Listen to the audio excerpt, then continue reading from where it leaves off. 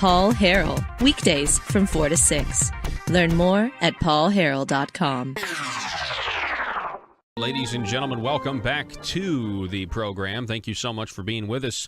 I want to welcome back, we have the chairman of the Baxter County Republican Party with us. Mr. Richard Castor is back with us, host of The View from Hillsdale. You can be heard on KJMT 97.1 Mountain Talk. Richard, welcome back, sir. Paul Harrell, wonderful to be here. Thank you so much. I'm glad that we could have you back. Hey, I know we got a lot to discuss, but I'm pretty. I don't know if you're familiar with what's happened with Jake Files, but I'm ready for him to resign. I think he should resign. And right now, he's not resigning so that they don't have to call a special election. And they're gonna anyway. It's just a complete mess right now. And I didn't know if you've been following any of this. Well, it's the one time the establishment has cared about having a special election. I think that's one for the record books. But more than that, I think what Jake Files has represented is everything that we fear about government. Every reason why we want government to be smaller. Every reason why we tell our kids, don't rely on the government. They're full of these bureaucrats who only benefit themselves. Everything he did and everything in that FBI report just tells us and proves that this man was in it for himself, that he had no respect for the rule of law, no shame even of the dignity that he held as a holder of public office. He should absolutely resign. The Republican Party, the state chairman, my good friend Doyle Webb, should call for his resignation. The governor should call for his resignation, and the people of his district should stand up and boot him out. He is a blemish on the Republican Party of Arkansas, and he should step down, absolutely. Yeah, I do think he will, but I think it's going to happen when there will be no possibility for a special election, and I just feel like that kind of political gamesmanship manipulation is not good for the image of the party, and it's just not good for people's faith in government, period. And, when I say something like that, I mean, people just assume worse motives. I get that. I know I do that, but, I mean, that's actually, like, I really mean that. I mean everything I say, but I wish people would say, you know what, like with Governor Beebe and Paul Bookout resigned. Governor Beebe and the Democrat Party, they did that. They knew it could likely go to a Republican, and it did. And so, sometimes you just got to do the right thing, and if that means you might take a loss and your guy doesn't get in then that's just what you have to do. I mean, it's just the way politics goes. Absolutely, and I think with his district, I'd be shocked if a Democrat won it. But at the end of the day, it's state and country first, it's principles first, and party second. And if it hurts the party, then you know what? We fight harder the next time they're for election. But at the end of the day, principles first. That's what we proclaim as the Republican Party, that we are the party with these grounded and beautiful ideas and principles and history. Right, that's who we are as a party, and what he did violates all of that. And so who has what letter at the end of their name after this all falls down shouldn't matter to us right now. Yeah. What matters is abiding by those principles that we proclaim as a party. That should be the only thing we are concerned about. Richard Castor, always a voice of reason, and that's one of the reasons I love having you on. So tell me a little bit about, did you watch or did you read anything about Donald Trump's speech last night in Phoenix, Arizona? I thought it was one of his best. He came out and really just exposes all of these people in the media, all these political advisors saying you shouldn't name names, which he didn't, but then he made fun of the fact that they told him not to name names like John McCain or Jeff Flake. I mean, he makes these people that think of themselves as being so serious, and he exposes that, hey, these guys really aren't calling the shots. They're really not as serious as they think they are. I thought it was a great speech. Did you watch it? Absolutely, I did. My wife got mad at me because I wouldn't get off the couch because I had to finish the speech. It was absolutely wonderful. You're correct. I think what Trump does best is he fights absurdity with absurdity, and what the media doesn't get, and what all these talking heads in D.C. don't get, is that we see them as absurd. And so when Donald Trump gets on stage and he starts doing all these grandiose things that they think is just so below the office of the presidency, what we're actually seeing is him fighting their battles on their playing field, right? He's not disgracing the office of the presidency. He's acting as a candidate who ran for president, who won, who is technically running again for re-election, and who is fighting this media and these bureaucrats who are going to say and do whatever they want to get this man out of office. Because what we're seeing now in America at this moment of our history is we're seeing the establishment class, whatever you want to call them, the establishment, the deep state, the bureaucrats, the media, they have chosen to say that they know better than the American people.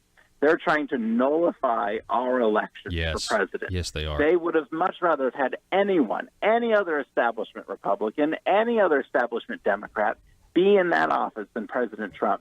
And because he won, because the people's voice actually mattered in this election, they're throwing the kitchen sink at the guy. And now we finally have a candidate, a man, a president, who can stand up to that, who somehow it doesn't affect, right? His poll numbers are going to go up and down. That's fine. Who cares? But at the end of the day, he's fighting for us in a way that I don't think we have ever seen a politician do. I really don't. And I don't think any of the other 16 candidates that ran against him in the Republican primary, I don't think any of them could have withstood the pressure that Trump is withstanding right now. And it's an incredible thing to see. And we saw it with a spotlight on it last night in Arizona. Yeah, we really did. Incredible. Yeah, it was, and he just refuses to, they want to set the parameters of the argument, or, they want to set the arena, and he just says, no, I'm not going to dance to the beat that I'm not going to dance to your song, I'm going to dance to my own beat, and that's what drives them nuts, and they still haven't figured out how to do it yet. I mean, if you watch CNN after that speech, they felt so offended. I mean, it really is personal with them. They felt so offended that they have to feel the need to assure their viewers that everything you heard him say was a lie. And now they're talking about he's mentally unstable and everything else. It's like, did you see him? So much of what he said was tongue-in-cheek, and he was, and yet they try to say he's mentally unstable. I mean, come on. It was ridiculous. Right. Well, and then we have Clapper, who is the former head of the NSA or whatever. Yeah. Big security official who served from Reagan all the way to Obama. Who lied to Congress. He lied to Congress, by the way. Go ahead. Exactly my point. This is a man who today said it's dangerous having Donald Trump being president. I don't even think Donald Trump wants to be president, and I can't sleep at night knowing that he has his hand on the nuclear code. But this comes from a man who lied under oath to Congress about the federal government listening in on private citizens' phone calls, emails, text messages, the whole Edward Snowden scandal that we know is true, everything that the government is doing that's unconstitutional, this man lied about. And he's saying he can't sleep at night because of Donald Trump. I mean, we are so far in the world of absurdity that it takes a man with a personality, even though it may make us uncomfortable, right? It takes a man with the personality of Donald Trump to fight back against these monsters who will lie, cheat, and steal and do whatever it takes to get him out of office. God bless him. Do you think there's an element, and this is kind of backtracking a little bit, but do you think there's an element, you mentioned that the media and everybody else, they're trying to nullify the election that we had for Donald Trump. Do you kind of feel like, back to the Jake Files thing, if we're not going to have a special election, if they're trying to stall it, he's going to resign, but it'll be impossible to have a special election and for Fort Smith to have a senator for the fiscal session. Do you feel like it's because they're maybe a little worried that a Donald Trump election isn't a good bellwether for them in the next cycle? When you look at, we're in Arkansas, people are more conservative, they're tired of career politicians and things like that. It could be, Paul. I tell you, I have not been a part of any of those conversations, but I will say what I've learned over this past few years is that never underestimate how calculated and scheming these politicians and people who work in politics can be. They will go to great lengths to secure their own power. And, some of them are my friends, some of them are my colleagues, but when you start giving people a taste of power and a taste of prestige and of job security, people will fight like heck to secure those things. And so I would just say again, the people of that district, stand up and, claim it for your own, because that's not Files' seat, right? That's their seat. That's the people's seat. It's not the Republican Party of Arkansas seat. It's not the governor's seat. That is their seat. That is their representative, and they need to take ownership of it. So let's talk a little bit before we go, Richard Castor, about race relations, where they are today. And I didn't know if, at your time at Hillsdale or really, I mean, do you have any solutions for us today? Can we look to, the country's founding, the Constitution? Obviously, I think we can, to kind of redirect the debate right now, what's going on in this country? I think one of the greatest problems that we have right now with race relations in America is that we stopped teaching our heritage to our youth in public school, right? We stopped teaching about the Declaration of Independence, the Constitution, what those great wars were about, what those ideas were about. And we have the answers to all of these questions written in our founding documents and within the thinkers who inspired that. And so, we could go on for a half hour about this, but what I will say is that Thomas Jefferson, when he wrote that every man has a right to life, liberty, and the pursuit of happiness, that he's endowed by their Creator with those things, he was echoing about 2,000 or 3,000 years of philosophy there that recognized the human as something special. And we can go all the way back to Aristotle, who taught us that humans are created by God with a unique dignity. And with that dignity comes a proper role of government that should govern them. And Thomas Aquinas took those thoughts even farther. They went on to Dante and John Locke, and finally back to our founding fathers, who taught us that because we are human, we are given certain respect and certain dignity, and that no government, no man, no legislature, no king or queen can take away that dignity from you. Whether you're a Jew in the camps of Hitler, or you're an African American under slavery in America back in the day, or now, no matter who you are and what you are feeling, no government, no man, no legislature can take away your personal dignity. You are given that. That's inherent, right? And so if we come as a nation to an understanding of that all humans are equal in that dignity and in that respect, then all these race questions go away, because we recognize in each other our common humanity, and that it's enshrined in law and protected by the government as it should be. That's the system our founders gave us. And so we have to come back to that understanding as a people. We have to know it. We have to believe it. Yeah. Because to be a good Christian, you have to understand first what it means to be a good human as a creature and a child of God. And that common humanity is so important that we recognize that in each other and we teach that to our children. So all these questions, they've been answered. They've been answered by our founders. And while they weren't perfect, absolutely, they weren't perfect. Their history is not perfect, right? When we talk about these statues and certain things they may have done or not, but their heritage, the things that we have chosen as future generations to bring with us into the future, that heritage is what we hold on to and what we love and what secures the type of government we live under, this great republic. And so we got to get back to that understanding. We're talking with Richard Castor, and so my fear is, and the danger is, and feel free to comment on this, is you've got Antifa, and you have people who would consider themselves politically moderate. Maybe they're on the fence. They might take a side on a right issue or on a left issue. But I feel like on this issue with Antifa and Charlottesville, I'm reading all these people that have to figure out that they now have to somehow, being against racism now is you're on a high horse. To me, at this point in the 21st century, it's the baseline of what normal is not being a bigot. I mean, that's what normal is. Where people are trying to think that it's something that is now mainstream, and it's not mainstream. And you have these people now who are, in my opinion, they're now trying to appease a grievance, which when it comes to offense, I can totally understand that there might be somebody who's offended by the statue. I get that. I don't believe they should be taken down. But then they are not reporting on the fact that that appeasement will likely have no effect on satisfying them.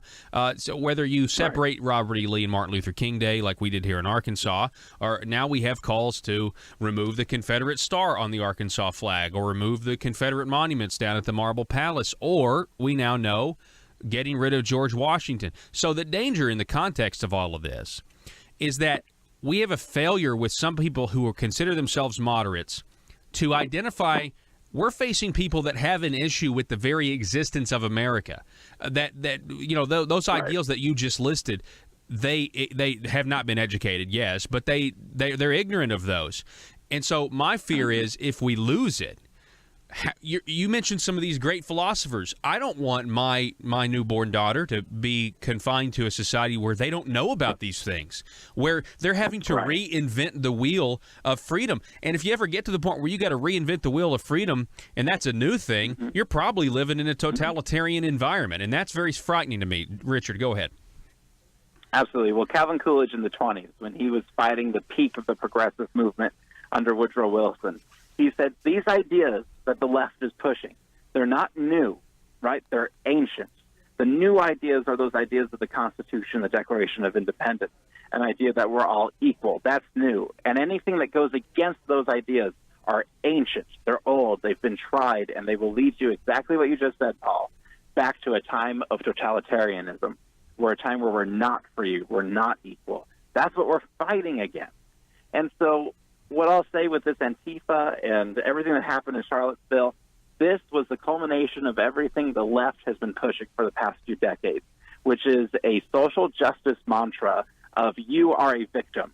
If you're a millennial, you're a victim for this reason. If you're African American, you're a victim for this reason. If you're a homosexual, you're a victim for this reason. No matter who you are, they'll fit you in a box and tell you you're a victim. So, of course, when 200 idiots, white supremacists, show up in a park somewhere, that answers the question, well, I'm a victim. I'm a victim to who? Well, if there's a couple of hundred in this park, there must be millions, and that's who I'm a victim to.